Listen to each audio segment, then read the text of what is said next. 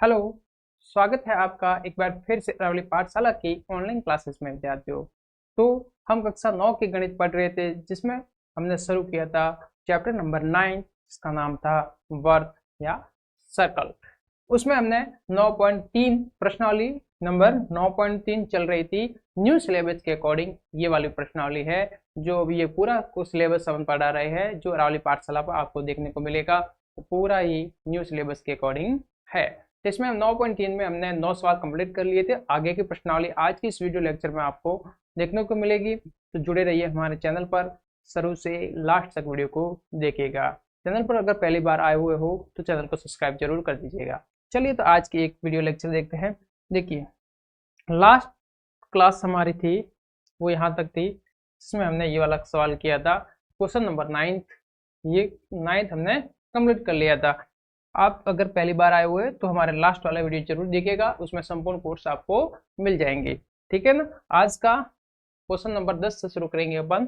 10वां सवाल क्या कहता है, देखिए, यदि किसी त्रिभुज की दो भुजाओं को व्यास मानकर वृत्त खींचे जाए तो सिद्ध कीजिए कि इन वृत्तों का प्रतिच्छेद बिंदु तीसरी भुजा पर स्थित होता है। चित्र हमने बना दिया पहले से आपके लिए। देखिए कैसे चित्र बनता है। अगर किसी त्रिभुज की, जैसे ये त्रिभुज है, ये एक त्रिभुज बना दिया, ठीक है। अब जो ये भुजा है त्रिभुज की, ये भुजा है, इस भुजा को व्यास मानते हुए, इस भुजा को क्या मानना है, व्यास मानते हुए आपको एक वृत्त बनाना है। जैसे आपको ये व्यास मानते हुए आपको एक वृत्त खींचना है।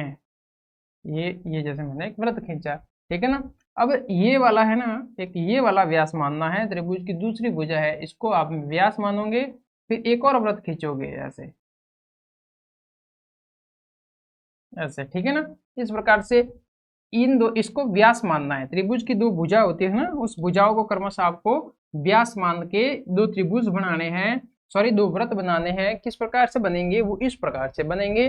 कैसे दो वृत्त बनेंगे, देखिए ये व्यास है पूरे इस वृत्त का, जो ए बी है तो वृत्त का व्यास है। इस वाले वृत्त का व्यास है ए सी, इसका है ए बी, और इस वाले वृत्त का है व्यास ए सी, ठीक है ना। ये इससे अपन बना दिया। फिर यहाँ पर ये देखिए त्रिभुज की तीसरी भुजा है, ये वाली बी सी। अब ये डी है, ये प्रूव करके बताना है कि डी है जो इसी पर स्थित है। ये आपको प्रूव करके बताना है। सबसे पहले देखिए क्या करेंगे, सबसे पहले लिखेंगे रचना, सॉरी सबसे पहले दिया क्या हुआ है वो लिखेंगे, दिया हुआ।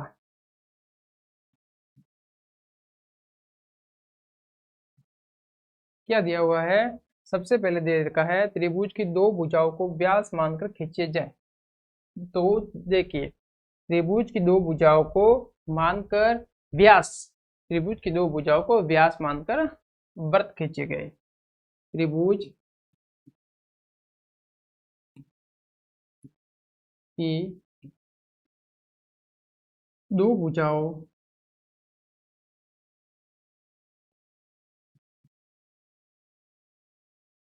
भुजाओं ए बी व ए सी को व्यास मानकर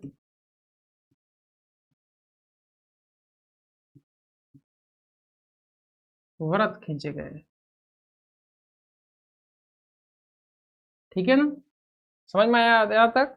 अब देखिए, अब इससे अगला स्टेप लिखेंगे, रचना करें। क्या करेंगे, रचना। रचना में मैं यहाँ से, ये देखिए यहाँ से, ये ए से मैं डी सीधी मिला रहा हूँ, ए से डी को मिला रहा हूँ, ठीक है ना। रचना में क्या स्टेप किया, वो यहाँ लिखेंगे ए व डी को मिलाया, ए व डी को मिलाया। समझ में आ रहा है अच्छे से, ठीक है, बढ़िया, समझ में आना चाहिए, ठीक है ना। देखिए मैं ना लगे थोड़ा, चलिए बढ़िया। चलिए यहाँ तक आ गया। अब करना है सिद्ध। क्या करना है, सिद्ध करना है।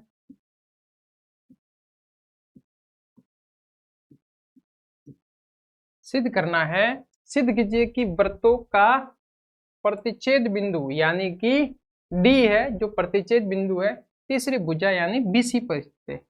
डी भुजा बीसी पर स्थित है, ये सिद्ध करके बताना है। कंप्लीट, यहाँ तक समझ में आया? आपको समझ में आ रहा है अच्छे से? ठीक है बच्चों, आगे देखिए। ठीक है, अब है उपपत्ति। क्या है?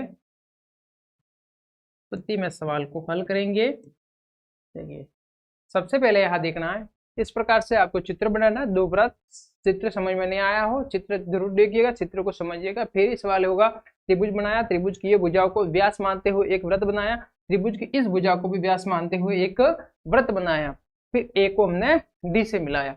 अब अपन सिद्ध करना है कि ये बी सी का मध्य बिंदु है, वो क्या है? डी है। ठीक है ना, सॉरी, मध्य बिंदु क्या, कि ये जो डी है वो तीसरी त्रिभुज की तीसरी भुजा क्या है? बीसी भुजा है, जो तीसरी भुजा है, ठीक है ना, त्रिभुज की। तो बताना है कि ये डी है वो कहीं और नहीं है। जैसे ये डी है वो यहाँ पर ही स्थित है, इस भुजा के ऊपर ही स्थित है। ये ऐसे नहीं है, ये ऐसे भुजा नहीं है कि यहाँ स्थित है, इस भुजा के ऊपर ही डी बिंदु स्थित है। ये सिद्ध करके बताना है, ठीक है ना। चलिए यहाँ पर देखिए आगे। इसमें वृत्त में कौन सा ए बी व्यास है? ए बी वृत्त का व्यास है, ए बी वृत्त का व्यास है। यहाँ पर देखिए, जैसे ये वृत्त होता है, ये मेरे पास ए बी वृत्त का व्यास आया।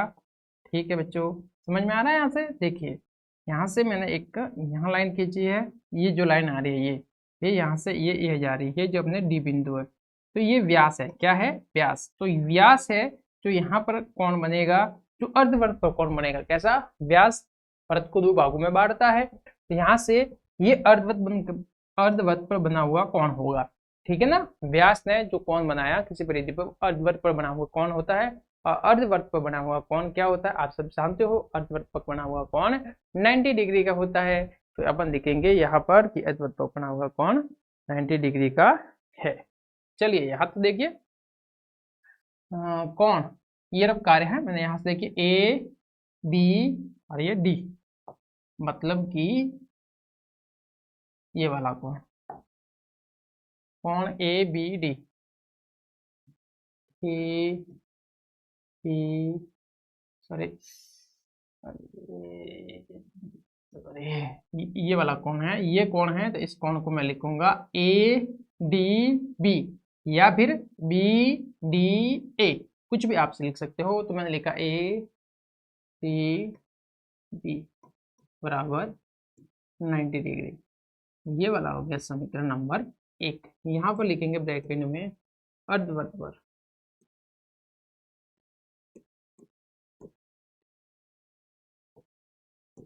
बना कौन 90 डिग्री होता है। अर्धवृत्त पर बना कौन 90 डिग्री का होता है। यहाँ तक समझ में आया अच्छे से? आगे आगे आगे देखिए।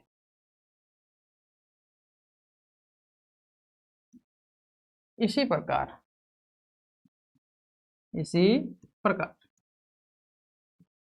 यहाँ पर देखिए, जो AC है इस वृत्त का व्यास है, AC वृत्त का व्यास है। तो इस वृत्त के व्यास के द्वारा यहाँ पर कौन बनेगा? यहाँ पर इस वृत्त के व्यास के द्वारा यहाँ पर कौन बनेगा? यहाँ पर तो बन गया, ये एक कौन यहाँ पर बनेगा। ये कौन भी कितने का होगा?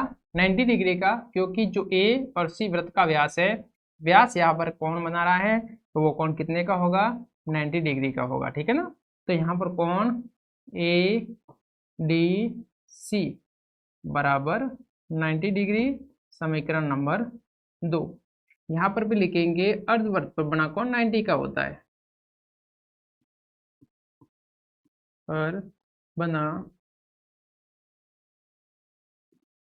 कोण 90 डिग्री होता है। आया समझ में? अब यहाँ लिखेंगे समीकरण 1 व 2 से, या 1 व 2 को जोड़ने पर, यहाँ से लिख सकते हैं आप एक व दो से या एक व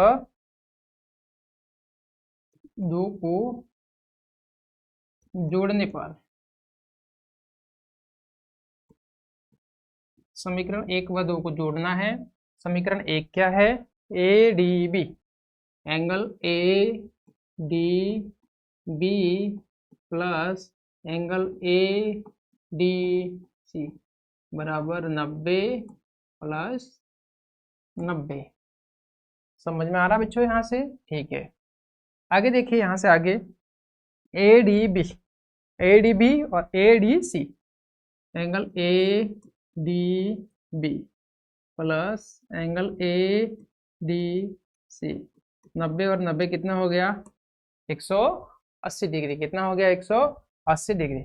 यहाँ से आपको समझ में आया कि जो ये वाला कोण और ये वाला कोण है, दोनों का मान कितना आया? 180। कितना आया? 180। अतः ये एक रेखिक युग्म है। कैसा है? रेखिक युग्म है। अतः यह रैखिक युग्म है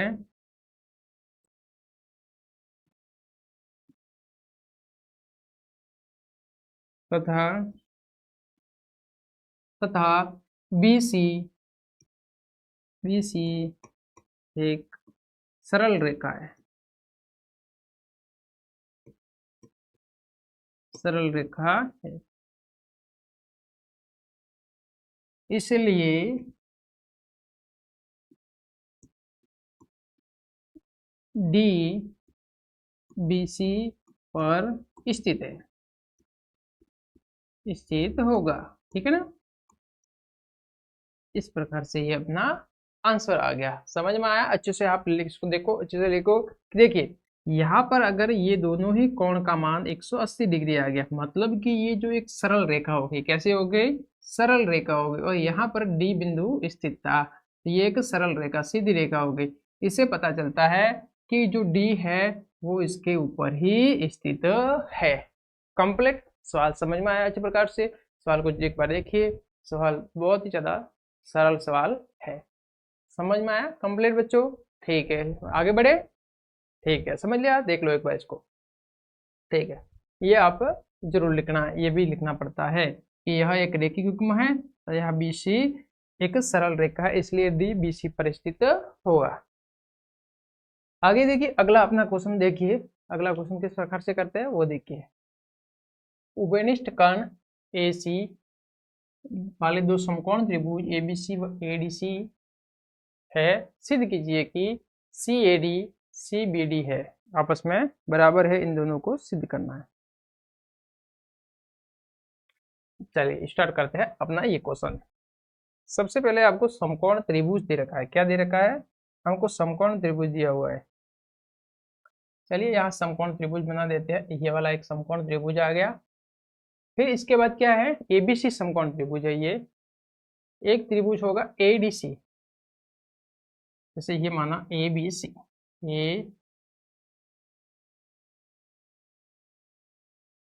A B और C, यह समकोण कोण आ गया। ठीक है ना? हो गया? समझ में आ रहा है जो? ठीक है, चित्र ध्यान से देखना। अब AC उभयनिष्ठ विकर्ण है, यही विकर्ण होना चाहिए। एक और त्रिभुज बनाना है आपको, वो भी समकोण त्रिभुज है। तो वापस बना देते हैं अपन। चलिए इस बार अलग बना लेते। चलिए ये आ गया, ये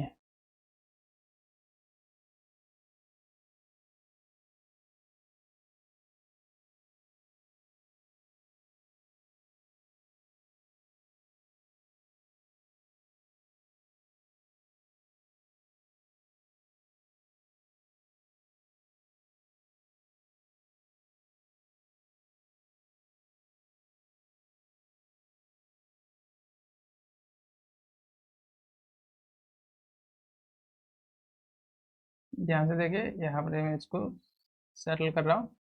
ये देखिए आ गया एग्जैक्ट। देखिए जैसे एक त्रिभुज ये था, दूसरा त्रिभुज मैंने ये बना दिया, और विकर्ण ये भी कैसा है? समकोण त्रिभुज है। कैसा त्रिभुज है? समकोण त्रिभुज है। इसके भी यहाँ 90 डिग्री का एंगल बनेगा, यहाँ पर 90 के बनेगा। ठीक है ना? ये 90 डिग्री का आ गया। इस त्रिभुज का नाम क्या, ए डी सी। ए यहाँ आएगा D, A B C D, हो गया A B C D complete, समझ में आ रहा है। देखिए ये विकर्ण दोनों का एक ही आ गया, ए सी और ए सी। यहाँ तक समझ में आ रहा है अच्छे से, ओके, यहाँ तक आपको समझ में आ गया। चलिए सबसे पहले लिखेंगे गिवन, दे रखा है, चित्र बन गया अपना, यहाँ लिखेंगे दिया हुआ, क्या दे रखा है, उभयनिष्ठ विकर्ण एसी, उभयनिष्ठ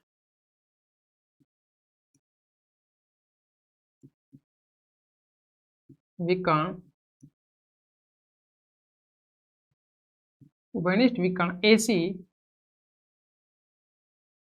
वाले दो समकोण त्रिभुज, दो समकोण त्रिभुज एबीसी व एडीसी कंप्लीट। यहाँ जो दिया हुआ है वो अपने लिख दिया। इसके बाद लिखना है मुझे सिद्ध क्या करना है,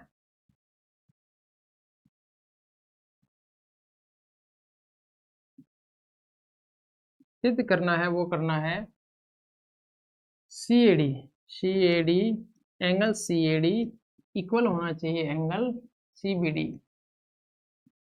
सिद्ध करना है। थर्ड स्टेप में आएगा उपपत्ति, सीधी सी बात है। यहाँ अब आप देखेंगे, सबसे पहले मैं इसको, सबसे पहले फर्स्ट स्टेप ओपन करेंगे, सबसे पहले इसको मैं एक चक्रीय चतुर्भुज सिद्ध करने की कोशिश करता हूँ। अगर ये चक्रीय चतुर्भुज सिद्ध हो जाता है, फिर अपन आगे करेंगे कि जो अपन को जो कोण दे रखे उसको इक्वल कैसे सिद्ध करते हैं। सबसे पहले प्राथमिकता होगी मेरी कि मैं सबसे पहले इसको चक्रीय चतुर्भुज सिद्ध करूं। चक्रीय चतुर्भुज क्या होते हैं, ऐसे चतुर्भुज जिनके सम्मुख कोणों का मान 180 डिग्री होता है, वे वाले चक्रीय चतुर्भुज कहलाते हैं। जिसको पहले चक्रीय चतुर्भुज सिद्ध करो। तो देखिए इस त्रिभुज में, त्रिभुज ए बी सी में, देखिए त्रिभुज ए बी सी में, ये ए बी सी में मैं इसको 90 डिग्री माना है। ये 90 डिग्री किस आधार पर है, सबसे पहले आप देखिए ये 90 डिग्री है तो किस आधार पर है। ये इस देखिए 90 डिग्री ये होता है अगर ये कर्ण वाले भुजा है, मेरी ये साइड वाली साइड क्या है, कर्ण है, और कर्ण के सामने वाली भुजा, कर्ण की सम्मुख भुजा हमेशा 90 डिग्री होती है, ठीक है ना। और ये आप समझ लीजिए कि 90 डिग्री की जो सम्मुख भुजा होती है वो हमेशा कर्ण होती है। तो इसका विपरीत भी होगा कि कर्ण के सम्मुख भुजा पर 90 डिग्री का कोण बनेगा, ये होता है। तो यहाँ पर मैं लिखूंगा त्रिभुज एबीसी में बी बराबर, कोण बी बराबर 90 डिग्री, इसको मान लेते हैं समीकरण नंबर 1 मान लेते हैं, ठीक है ना। क्या लिखेंगे, कारण में यहाँ लिखूंगा मैं कर्ण की सम्मुख भुजा, कर्ण के सम्मुख कोण,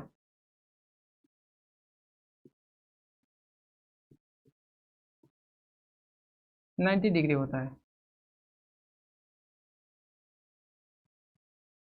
ठीक है, हो गया कंप्लीट। इसी प्रकार से मैं इस वाले त्रिभुज में देखता हूँ, एडीसी में, त्रिभुज एडीसी में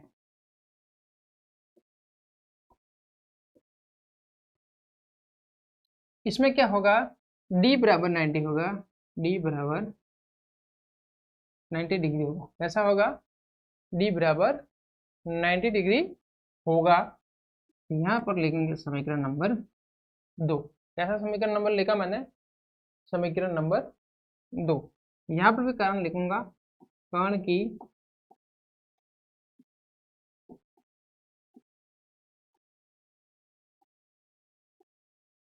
सम्मुख कोण 90 डिग्री होता है।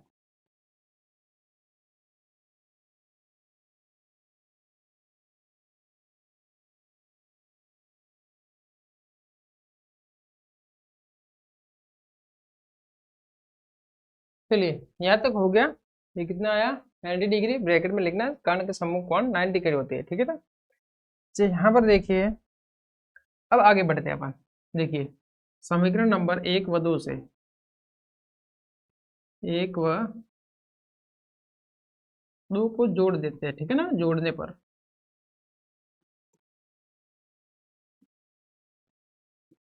एक व दो को जोड़ने पर एक समीकरण क्या है, बी, कोण बी प्लस ये इसमें है कोण डी, यहाँ पर मैं लिखूंगा कोण डी बराबर 90 प्लस 90।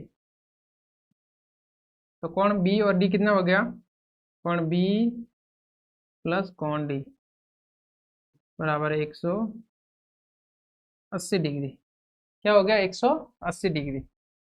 ये स्टेटमेंट आप देखिए इसको, तो ये 180 दे रखा है ना। यहाँ आप देखिए और समझिए, एबीसीडी क्या है, एक चतुर्भुज बन गया है। कैसा बन गया, एक चतुर्भुज बन गया। इस चतुर्भुज में देखिए ये वाला कोण बी और ये डी दोनों का योग कितना आ रहा है, 180 डिग्री।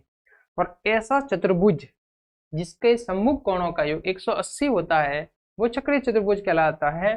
तो ये वाला चतुर्भुज कैसा चतुर्भुज होगा, ये वाला चतुर्भुज चक्रीय चतुर्भुज होगा। आया समझ में यहाँ तक, बढ़िया से बच्चों, ठीक है। तो यहाँ मैं लिखूंगा चतुर्भुज, चतुर्भुज ए बी सी डी के सम्मुख कोणों का योग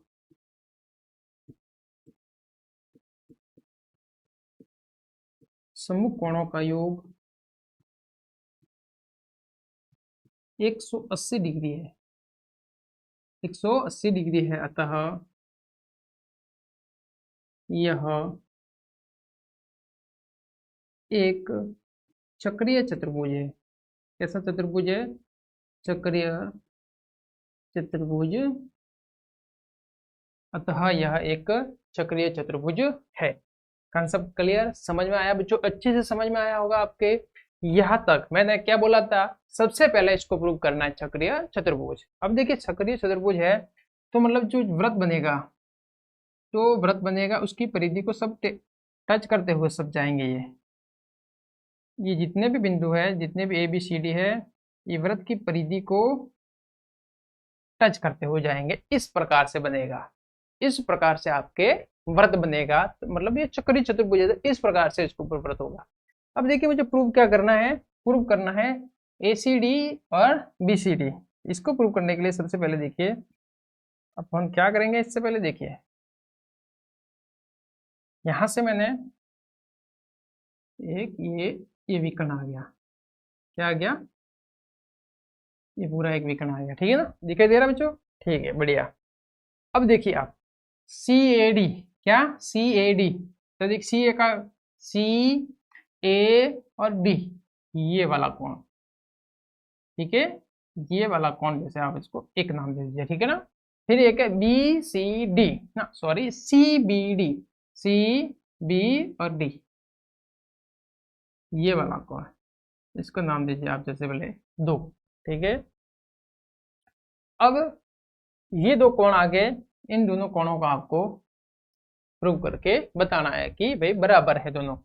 सीधी सी बात है, एक कंसेप्ट लगाना है आपको इसमें, सभी को भूल जाओ। यहां से देखिए ये जो लाइन जा रही है, ये इसको मैं हाईलाइट कर देता हूँ। देखिए ये जो लाइन जा रही है, ये वाली, ये मतलब क्या है, जीवा है। क्या होगी, जीवा। तो इससे दो व्रत बन रहे हैं, एक तो व्रत इस साइड वाला और एक इस साइड वाला, मतलब व्रतखंड बन रहे हैं, लघु व्रतखंड, दीर्घ व्रतखंड। तो यहाँ से देखिए, यहाँ से आप देखोगे कि इससे क्या कि देखिए ये जो ये वाला एक कोण है अपना, वो इसी से बन रहा है। देखिए यहाँ से ये इसकी, यहाँ से दो टांगे, यहाँ से इस बिंदु से और इस बिंदु से जो लाइन जाएगी वो कोण बनाएगी। देखिए यहाँ पर ये लाइन गई और यहाँ से ये लाइन गई, इसके किसका, कोण एक का निर्माण किया, एक बनाया कोण। और यहीं से देखिए यहाँ से ये लाइन आई और यहीं से ये लाइन आई, इसने कोण दो निर्माण किया, ठीक है ना।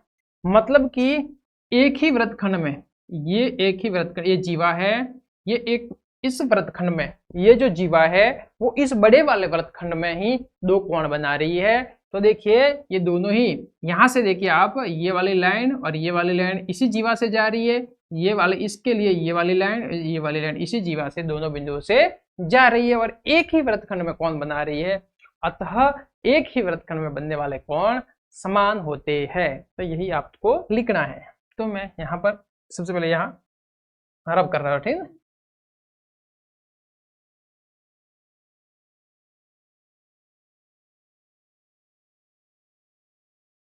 देखिए यहाँ पर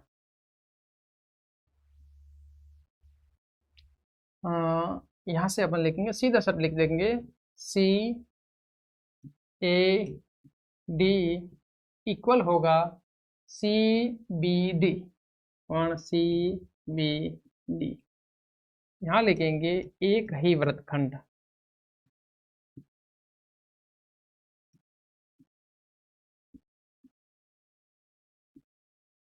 एक ही वृत्तखंड में बनने वाले कोण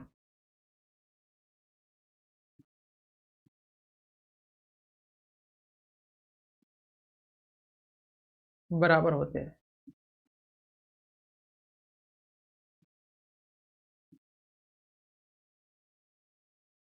आया समझ में? इस प्रकार से यहाँ पर ये मेरा सवाल कंप्लीट होता है। अच्छे से समझ में आया बच्चों? ठीक है, बढ़िया तरीके से समझ में आ रहा है। इसको एक बार देखो ध्यान से, चित्र को ध्यान से देखिए। सबसे पहले इसको चक्रीय चतुर्भुज प्रूव कीजिए, फिर आपको पता चलेगा कि चक्रीय चतुर्भुज यहाँ से ये कोण बन रहे हैं। जो सिद्ध करने को अपन को बोल रहा है वो एक ही वृत्तखंड में बनने वाले कोण है, इसलिए दोनों ही कोण आपस में बराबर है। चलिए अपना अगला सवाल देखते हैं। तो इस प्रश्नावली इस चैप्टर का अंतिम सवाल है अपना, ठीक है ना। तो देखिए, इसको ध्यान से देखिए। क्या है? सिद्ध कीजिए कि एक चक्रीय समांतर चतुर्भुज आयत होता है। एक समांतर चतुर्भुज भी है, चक्रीय भी है, इसको आयत प्रूव करके बताना है, ठीक है ना। सबसे पहले अपन चित्र बना देते हैं। वृत्त है, उसके अंदर एक चतुर्भुज है।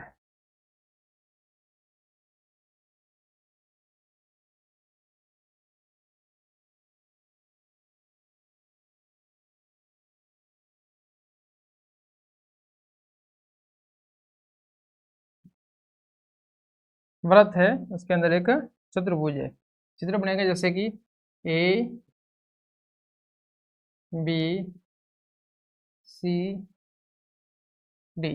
समांतर चतुर्भुज आमने सामने की भुजाएं आपस में इक्वल हो गई। सबसे पहले दिया हुआ है,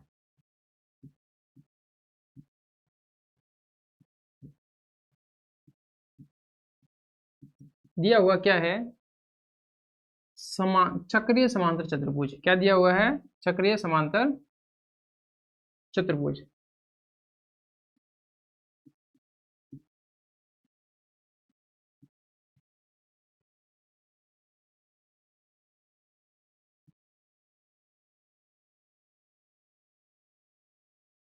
चक्रीय समांतर चतुर्भुज नाम दे देते हैं हम ए बी सी डी। ठीक है, सिद्ध करना है।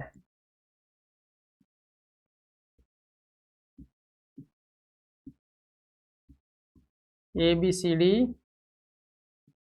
एक आयत सिद्ध करना है। क्या करना है? एक इसको आयत प्रूव करके बताना है, ठीक है ना। अब लिखेंगे उपपत्ति।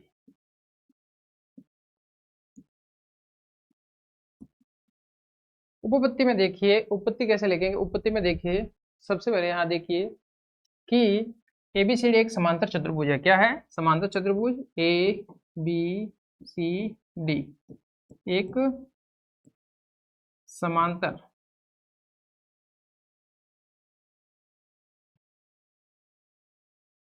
चतुर्भुज है, ठीक है। समांतर चतुर्भुज भी है और ये एक चक्रीय चतुर्भुज भी है। चक्रीय चतुर्भुज भी है और समांतर चतुर्भुज भी है। तो हमको पता है कि समांतर चतुर्भुज है, तो समांतर चतुर्भुज में जो सम्मुख कोण होते हैं, जैसे ये बी ये डी, सम्मुख कोण होते हैं वो आपस में क्या होते हैं? इक्वल होते हैं। तो यहाँ पर आएगा कंसेप्ट कि कोण बी बराबर कोण डी, ठीक है। क्योंकि समांतर चतुर्भुज के सम्मुख कोण बराबर होते हैं।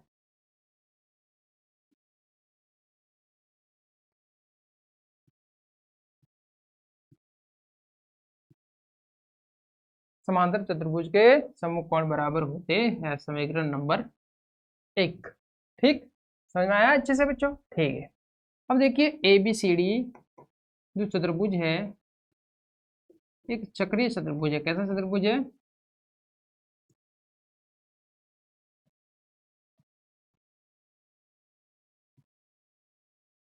चक्रीय चतुर्भुज है। सक्रिय चतुर्भुज होता है, सक्रिय चतुर्भुज क्या होता है? बार बार मैं ये चीज रिपीट कर रहा हूँ कि चक्रीय जो चतुर्भुज में सम्मुख कोण 180 डिग्री के होते हैं। ठीक है ना? तो यहाँ पर आप देखोगे कि कोण बी प्लस कोण डी बराबर 180 डिग्री। समीकरण नंबर 2 लिखना चाहोगे, नीचे आप लाइन लिखोगे एक कि चक्रीय चतुर्भुज के सम्मुख कोणों का योग 180 डिग्री होता है। यहाँ पर मैं लिख दे रहा हूँ लाइन को। ठीक है, इसके नीचे आप लिखोगे तो अच्छा रहेगा, तो जस्ट मैं थोड़ा ऊपर कर दे रहा हूँ। ठीक है,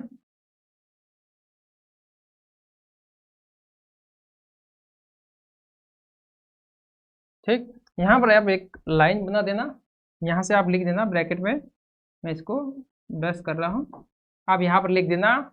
देखो लिखो, चलो मैं बोलता हूँ।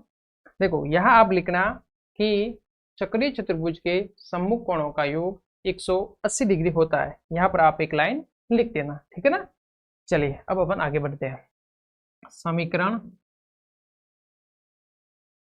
1 व 2 से, समीकरण 1 व समीकरण 2 से, समीकरण 1 बोल रहा है कि बी है वो डी के इक्वल है, और 2 बोल रहा है कि बी और डी दोनों को जोड़ होती है वो 180 होता है। यहाँ पर मैं बी की जगह डी, यहाँ बी और डी इक्वल है तो बी की जगह मैं डी लिख सकता हूँ और डी की जगह मैं बी लिख सकता हूँ। तो यहाँ पर देखिए समीकरण नंबर 1 और 2 से बी है दूसरे समीकरण में, तो डी की जगह मैंने क्या लिखा? डी की जगह मैंने बी लिखा। क्यों? क्योंकि डी और बी आपस में बराबर है, बराबर 180। यहाँ पर क्या हो गया? 2b बराबर 180 डिग्री। यहाँ से b बराबर कितना आ गया? कोण b बराबर आ गया 180/2। तो यहाँ से मेरे पास कोण b बराबर आ गया 90 डिग्री। कितना आया? 90 डिग्री। तो यहाँ पर ए बी कितना होगा? b 90 है, सॉरी, तो d और b तो आपस में इक्वल है, तो यहाँ से मैं देखूंगा कि कोण d बराबर भी 90 डिग्री का होगा। कैसा होगा? 90 डिग्री का। और जैसे ही अगर कोई समांतर चतुर्भुज दे रखा है, यदि इसमें सभी कोण 90 डिग्री के हैं तो वो कैसा चतुर्भुज होता है? अगर सभी कोण 90 डिग्री के तो वह एक आयत कहलाता है। आया समझ में? तो यहाँ पर लिख लेना आप, अतः ए बी सी डी एक आयत है। क्या है बच्चों? आयत है। समझ में आया? यहाँ पर ये सवाल यहाँ से कंप्लीट होता है। इस प्रकार से अपन ने इस वीडियो लेक्चर में इस प्रश्नावली को यहाँ पर कंप्लीट किया। वीडियो अच्छी लगी हो तो ज़्यादा से ज़्यादा शेयर कीजिए, अपने मित्रगणों दोस्तों के साथ शेयर कीजिए ताकि उनको भी ये लेक्चर देखने को मिले। धन्यवाद। मिलते हैं बहुत ही जल्द नेक्स्ट चैप्टर के साथ जिसका नाम है हीरोइन का फॉर्मूला या हीरोइन का सूत्र। ठीक है ना? उसमें अपन बहुत ही बेहतरीन ढंग से उस चैप्टर कंप्लीट करेंगे। चलिए, गुड बाय।